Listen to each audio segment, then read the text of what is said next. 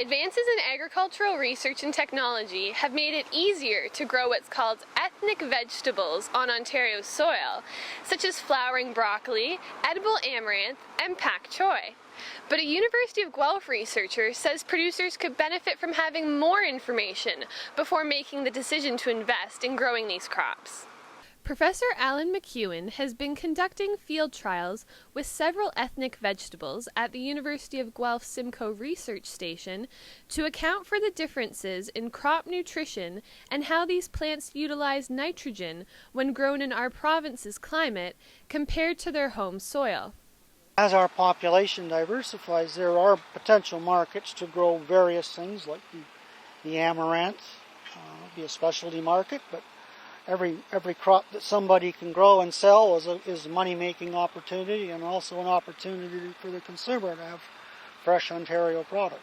Every crop requires nitrogen, and nitrogen is the mineral element that's required the most in plants. So if it's short, that's the one you really see fast, and it has a big impact on yield. It has a big impact on visual quality, which you've seen. You've noticed there the two comparisons, you wouldn't buy the low nitrogen product.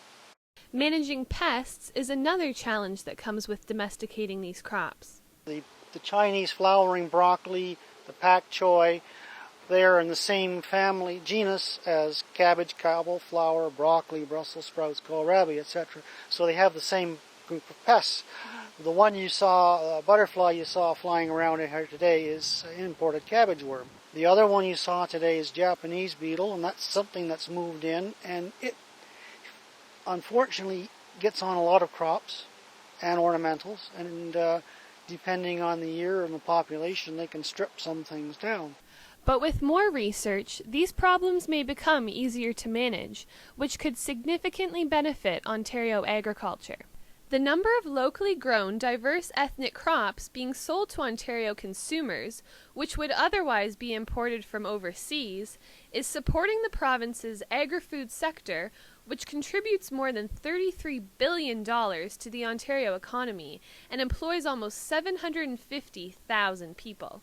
For consumers, this research will mean having a better supply of locally grown specialty products.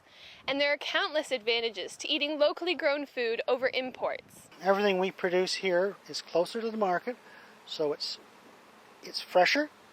So by the time it reaches you in the grocery store, it hasn't gone days and days in a production system, sat in a warehouse. So you get a nicer, fresher, better looking, better tasting, better nutritional quality product. McKeown hopes that providing growers with more up-to-date information on plant nutrition and nitrogen recommendations could help them optimize their crop yield and quality.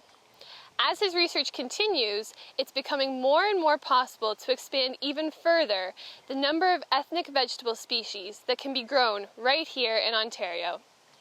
At the Simcoe Research Station, I'm Haley Millard reporting for Spark Air.